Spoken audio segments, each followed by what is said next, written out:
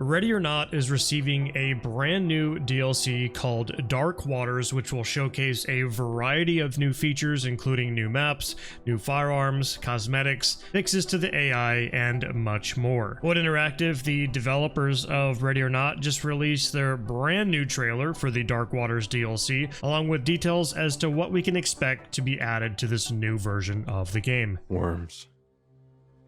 Writhing around in the mud.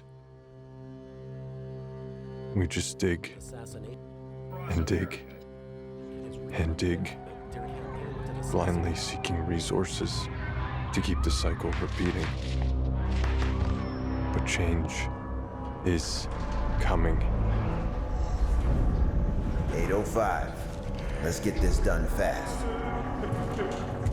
Well, working class Joe, should have picked a different career path. Children, please, It's all down from here. Not to break off. Nope. I'm a little girl, she's fine. Please don't. Don't what? You're all parasites. Humanity can do anything. Look what that gave us. No, I But didn't. you did. No.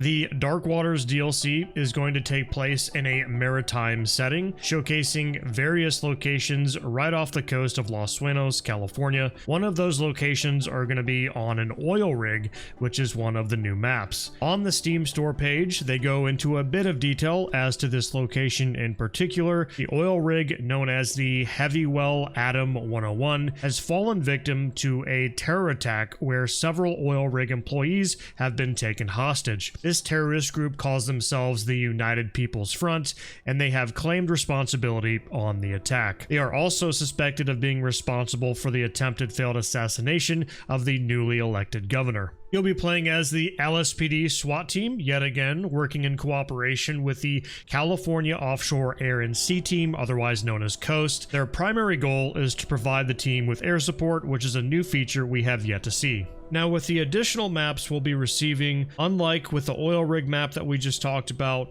we don't get quite as large of a breakdown as to what's actually occurring at these additional locations. However, we're going to get to clear a luxury yacht and an abandoned island resort. Some of these screenshots I'm showing off here on screen will give you a little bit of a preview as to what we'll be looking at. One important thing here with the brand new maps we're going to be receiving, the Darkwater DLC owners will have exclusive access to the new maps in single player.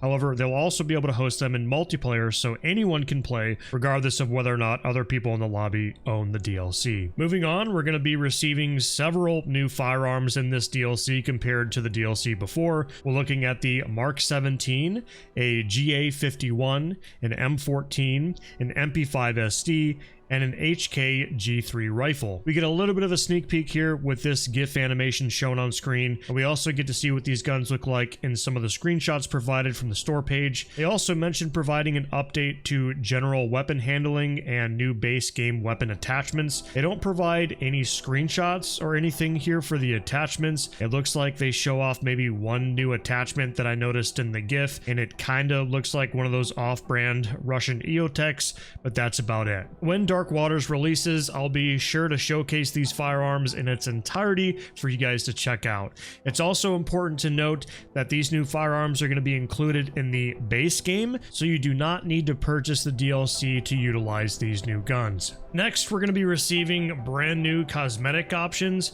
They unfortunately don't give us many screenshots to take a look at here, but we will be getting two separate uniform gear packs which are exclusive to the DLC owners.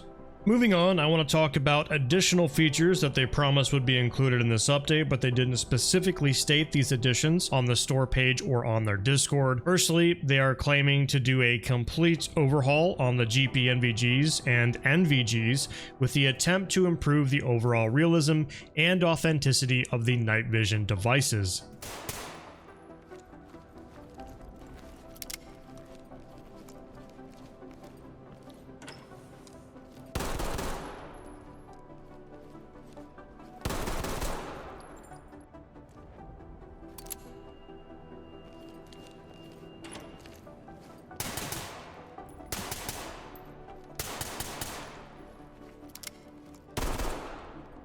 Moving on, we're also going to see changes to the headgear system. We'll now be able to equip multiple different types of headgear at the same time instead of being limited to one type without mods.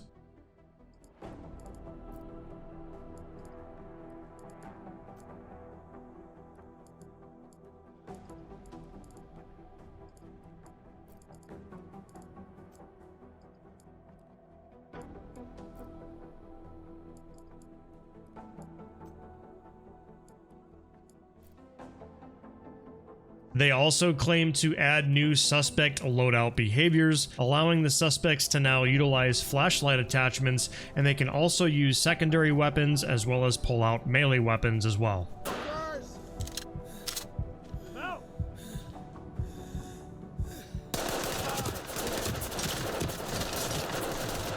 We're also going to see a new feature that adds glowing nameplates on your officer's plate carrier, allowing you to fully remove the HUD for a cinematic experience. Moving on from that, the suspects will now utilize a new squad behavior type, which will allow them to rally up and regroup. They'll even retreat from danger as well, which I think is pretty cool. And that's actually one of the main gripes with the game right now for me, is that the AI do tend to rush you quite too often, and I think that's a big problem, and I do believe that this is going to fix that. Next, we're going to be seeing some new hesitation animations. Some of these look really good, and I expressed my opinion on these in a previous video. There's a few here where I think the suspects are pointing their guns at the officers, which would absolutely get the suspects shot here. So I hope they decided to tweak that a little bit since the last time we talked about it, since this post is a little bit old.